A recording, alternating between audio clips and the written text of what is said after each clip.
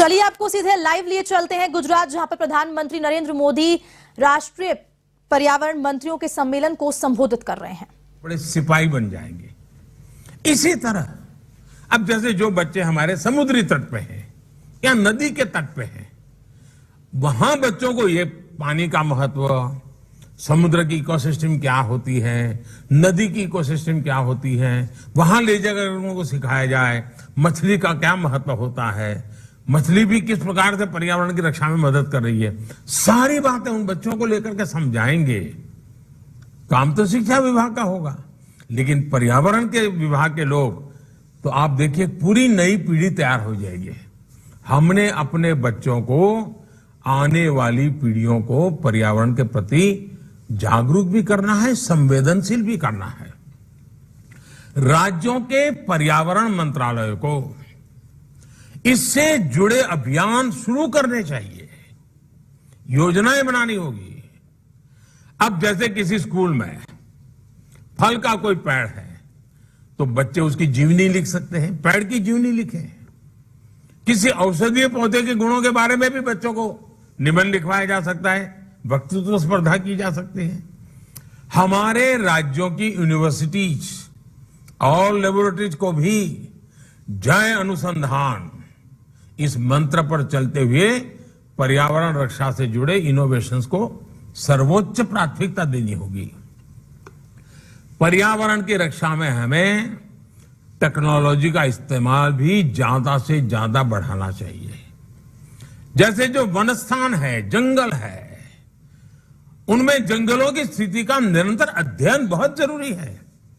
हम space technology से हम लगातार अपने जंगलों का मॉनिटरिंग कर सकते हैं, बदलाव आए तो तुरंत मार्क कर सकते हैं, सुधार कर सकते हैं।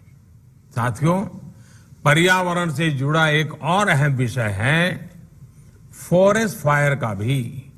जंगलों में आग बढ़ रही है और भारत जैसे देश के लिए अगर एक बार आग फैल गई तो हमारे पास उतने संसाधन भी कहां हैं कि हम आधुनिक टेक्नोलॉजी से आग को बुझा पाएंगे। दुनिया के समृद्ध देशों को आपने देखा होगा टीवी पे, चाहे पश्चिमी अमेरिका हो, कनाडा हो, ऑस्ट्रेलिया हो, पिछले दिनों यहां जो फॉरेस्ट फायर हुआ, जो जंगलों में आग लगी, कितनी तबाही हुई, वन्य पशुओं की बेबसी, इवन जनजीवन को भी प्रभावित कर दिया। उसकी एशिस के कारण मीलों तक लोगों का जीना मुश्किल हो गया।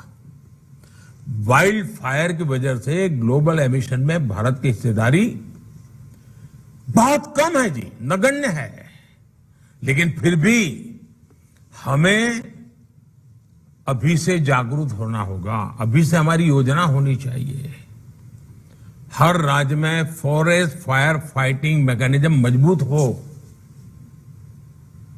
वो टेक्नोलॉजी ड्रिवन हो, ये बहुत जरूरी है। उसी प्रकार से हम सबको मालूम है आखिरकार आग लगने का कारण क्या होता है।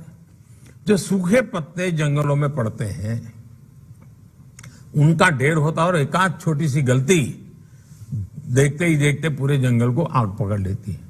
लेकिन अब इस जंगलों में जो वेस्ट पड़ता है ना, पत्तियां पड़ती हैं, पानखर के अंदर जब सारा जंगल जमीन पर सब पत्तियां नजर आती है, आजकल उसका भी सर्कुलर इकोनॉमी में उपयोग होता है। आजकल उसमें से खाद भी बनता है, आजकल उसमें से कोयला बनाया जाता है। मशीन होते हैं, छोटे छोटे मशीन लगा करके उसमें से कोयला बनाया जा सकता है। वो कोयला और कारखानों में काम आ सकता है। मतलब हमारा जंगल भी बच सकता है और हमारी ऊर्जा भी बच सकती है। कहने का मेरा तात्पर्य है कि हमें इसमें भी फॉरेस्ट फायर के लिए हमारी जागरूकता, वहां के लोगों को और उनकी इनकम का भी साथ, जंगल में रहते हैं, जैसे हमारा वन धन पर बड़ा बल है, उसी प्रकार से इसको भी एक धन मान करके हैंडल किया जाए तो हम जंगलों की आग को बचा सकते हैं। हमारे फॉरेस्ट गार्ड को भी अब नए सिरे से ट्रेनिंग देने की बहुत जरूरत है जी। ह्यूमन रिसोर्स डेवलपमेंट के नए पहलुओं को जोड़ने की आवश्यकता है। पुराने जमाने के जो बिडगाड़ होते हैं उतने से बात बनने वाली नहीं है। साथियों, मैं आप सभी से एक और महत्वपूर्ण बिंदु की भी चर्चा करना चाहता हूं। आप भली भांति जानते हैं कि आधुनिक इंफ्रास्ट्रक्चर के बिना देश का विकास, देशवासियों के जीवन स्तर को सुधारने का प्रयास सफल नहीं हो सकता। लेकिन हमने देखा है कि एनवायरमेंट क्लियरेंस के नाम पर देश में आधुनिक इंफ्रास्ट्रक्चर के निर्माण को कैसे उलझाया जाता था। आप जिस जगह पे बैठे हैं ना, ये एकता नगर में, ये हमारी आंखें खोलने वाला उदाहरण है। कैसे अर्बन नक्सलों ने, विकास विरोधियों ने इस इतने बड़े प्रकल्प को, सरदार सरोवर डैम को रोक के रखा था।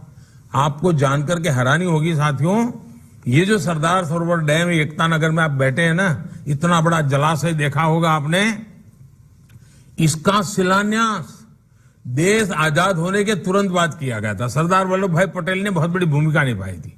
पंडित नेहरू ने शिलान्यास किया था। लेकिन सारे अर्बन नक्सल मैदान में आ गए, दुनिया के लोग आ गए, अपप्रचार किया, ऐसा ये पर्यावरण विरोधी है, यही अभियान चलाया और बार बार उसको रोका गया। जो काम की शुरुआत नेहरू जी ने की थी, वो काम पूरा हुआ मेरा आने के बाद। बताइए कितना देश का पैसा बर्बाद हो गया। और आज वही एकता नगर पर्यावरण का तीर्थ क्षेत्र बन गया। मतलब कितना झूठ चलाया था। और ये अर्बन नक्सल आज भी चुप नहीं है, आज भी उनके खेल खेल रहे हैं। उनके झूठ पकड़े गए, वो भी स्वीकार करने को तैयार नहीं है। अब उनको अब राजनीतिक समर्थन मिल जाता है कुछ लोगों का। साथियों, भारत में विकास को रोकने के लिए कई ग्लोबल इंस्टीट्यूशन भी, कई फाउंडेशन भी ऐसे बड़े पसंद आने वाले विषय पकड़ करके तूफान खड़ा कर देते हैं और ये हमारे अर्बन नक्सल उसको माथे पर लेकर के नाचते रहते हैं और हमारी यहां रुकावट आ जाती है।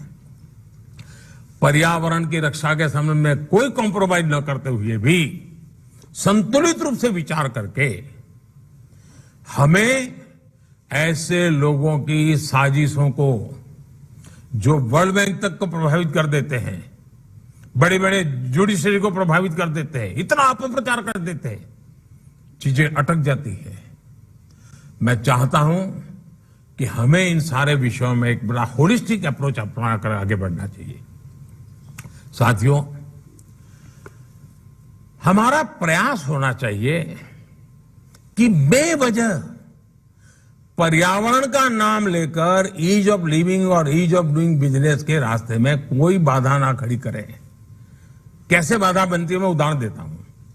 मैं गुजरात में पानी का संकट हमेशा रहता है।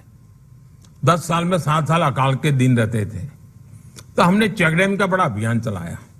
हम चाहते थे फॉरेस्ट में भी पानी का प्रबंध हो, तो हम फॉरेस्ट में पर्वत की जो ढलान होती है उस पर छोटे छोटे, यानी डाइनिंग टेबल जितने छोटे छोटे छोटे तालाब बनाना, बहुत छोटे तालाब, 10 फुट लंबे हो, 3 फुट चौड़े हो, 2 फुट गहरे हो, और उसके पूरे लेयर बनाते जाना, ऐसे हमने सोचा। आप हैरान होंगे, एनवायरमेंट फॉरेस्ट मिनिस्ट्री ने मना कर दिया। अरे मैंने कहा भाई ये पानी होगा तभी तो तुम्हारा फॉरेस्ट बचेगा। आखिरकार मैंने उनको कहा अच्छा मैं फॉरेस्ट विभाग को पैसे देता हूं, आप चेक डैम बनाइए, पानी बचाइए और जंगलों को ताकत दीजिए। तब जाकर के बड़ी मुश्किल से मैं वो काम कर पाया था। मतलब हम एनवायरमेंट के नाम पर फॉरेस्ट में भी अगर पानी का प्रबंध नहीं करेंगे तो काम कैसे चलेगा। साथियों, हमें याद रखना है कि जितनी तेजी से एनवायरमेंट क्लियरेंस मिलेगी उतना ही तेजी से विकास हो, और कॉम्प्रोमाइज किए बिना ये हो सकता है। मुझे बताया गया है, आप सभी राज्यों के लोग बैठे हैं, आज की तारीख में एनवायरमेंट क्लियरेंस के 6000 से ज्यादा काम आपके मंत्रालयों में पेंडिंग पड़े हुए हैं। इसी तरह फॉरेस्ट क्लियरेंस के भी करीब करीब 6500 प्रोजेक्ट, उनकी एप्लीकेशन आपके टेबलों पर लटकी पड़ी हुई है। क्या साथियों, आज के आधुनिक युग में, अच्छा वो भी 3 महीने के बाद क्लियरेंस मिलेगा 6, तो कारण कुछ और है। हमें बिल्कुल कोई पैरामीटर तय करने चाहिए, निष्पक्ष भाव से करना चाहिए और पर्यावरण की रक्षा करते हुए क्लियरेंस में देने में गति लानी चाहिए। हमने रुकावट नहीं बनना चाहिए। आप अंदाजा लगा सकते हैं, पेंडेंसी की वजह से हमारे प्रोजेक्ट लोगों को फायदा नहीं होता है, खर्च भी बढ़ जाता है, समस्याएं बढ़ जाती हैं। हमें कोशिश करनी चाहिए पेंडेंसी कम से कम हो और जेन्युइन केस में ही पेंडेंसी हो, तेजी से क्लियरेंस मिले। इसे लेकर हमें एक वर्क एनवायरनमेंट को भी बदलने की जरूरत है। जो एनवायरनमेंट रक्षा की हम बात करते हैं ना, तो वर्क एनवायरनमेंट भी बदलना पड़ेगा। मैंने अक्सर देखा है कि जिस प्रोजेक्ट को लंबे समय से एनवायरनमेंट क्लियरेंस नहीं मिल रही है, फॉरेस्ट क्लियरेंस नहीं मिल रही है, तो मैंने देखा है कि राज्य सरकारें मुझे चिट्ठियां लिखती है। कभी भारत सरकार के डिपार्टमेंट मुझे चिट्ठियां लिखते हैं कि फलाने राज्य में अटका हुआ है, कोई राज्य वाला कहता है भारत सरकार में अटका हुआ है। मैं उन ऐसे प्रोजेक्ट को प्रगति के अंदर लाता हूं और मैं हैरान हूं, जैसा ही वो प्रगति में आ जाता है, फटाफट राज्यों में भी केंद्र में भी क्लियरेंस शुरू हो जाता है। मतलब